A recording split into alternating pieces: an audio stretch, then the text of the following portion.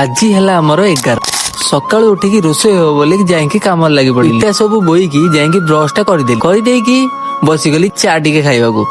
ଖାଇଦେଇକି ଦେଖିଲା ରୋଷେଇ ପାଇଁ ପରିବା ସବୁ ପହଞ୍ଚି ଗଲାଣି। ତ ମୁଁ ଚାଲିଲି ଗାଧେଇବାକୁ। ଗାଧେଇ ପଡିଲି ନଈରେ ଡୁବୁ ଡୁବୁ କରିକି। ଗାଧେଇକି ଆସିକି ଦେଖିଲା ବେଳୁ ବ୍ରାହ୍ମଣ ପହଞ୍ଚି ଗଲାଣି। କାରଣ ଆଜି ମହୁ ପାଇବୁ ତ ଫାଷ୍ଟ ଆସିକି ମତେ ନୂଆ ଡ୍ରେସ ଦେଇଦେଲେ। ନୂଆ ଡ୍ରେସ ଟା ପିନ୍ଧିଦେଲା ବେଳୁ ମୁଁ ହିରୋ ପରିକା ଦେଖାହେଲି। ତାପରେ ଆମେ ଯାଇକି ମହୁ ପାଇବା କାମରେ ଲାଗି ପଡିଲୁ। ସବୁ ସରିଗଲା। ଆଡେ ଆମର ରୋଷେଇ କରିବାକୁ ଲୋକ ଆସିକି ପହଞ୍ଚି ଯାଇଥିଲେ। ତ କଟାକଟି ସିଏ ଆରମ୍ଭ କରିଦେଲେ। ମୁଁ ଯାଇକି ଆମ ପଡୋଶୀ ଘର ବୋଉଦିଙ୍କ ଘରେ ଭାତ ବରା ତରକାରୀ ସାଲାଡ ଡାଲି ଧରିକି ଖାଇ ପକେଇଲି। ଆସିଲା ବେଳୁ ସବୁ ରୋଷେଇ ସରିଯାଇଥିଲା। ତାପରେ ଆମର ସବୁ ଚେୟାର ଟେବୁଲ ପକେଇଦେଲୁ କାରଣ ଲୋକ ବସିବେ ତ। ତାପରେ ଠାକୁମାଙ୍କ ବ୍ୟାନର ଆଣିକି ମାରିଦେଲୁ। ଫଟୋଟାକୁ ବି ସଜେଇଦେଲୁ। ତ ବହୁତ ମନେ ପଡୁଛି ଠାକୁମାଙ୍କ କଥା। କଣ କରିବା, ଆମ ହାତରେ ତ କିଛି ନାହିଁ। ତାପରେ ଆମର ଆରମ୍ଭ ହେଲା ବ୍ରାହ୍ମଣ ଭୋଜନ। ଆସିକି ପହଞ୍ଚି ଗଲେ ସବୁ ବ୍ରାହ୍ମଣ ମାନେ। ଖାଇବାକୁ ବସିଗଲେ ସେମାନେ ସବୁ ଖାଇଦେଲେ। ଯାଇକି ମୁଁ ପତ୍ର ଗୁଡାକୁ ଉଠେଇଦେଲି। ଲୋକ ଆସିବେ ବୋଲି ଟେବୁଲ ଚେୟାର ସବୁ ହଟେଇଦେଲି କାରଣ ଏଠି ବସିବାକୁ ଟିକେ ଜାଗା କମ। ତ କରିଦେଇକି ଆମେ ଲାଗି ପଡିଲୁ ଦବାଦବି କାମରେ। ଧୀରେ ଧୀରେ ଭିଡ ଏତେ ହେଇଗଲା ଯେ ମୋବାଇଲ କାଢିବାକୁ ବି ଟାଇମ ହେଲାନି। ତ ରହିଲି ସାଙ୍ଗମାନେ, ପୁଣି ଦେଖାହବ ଆଉ ଗୋଟେ ମିନି ବ୍ଲଗରେ।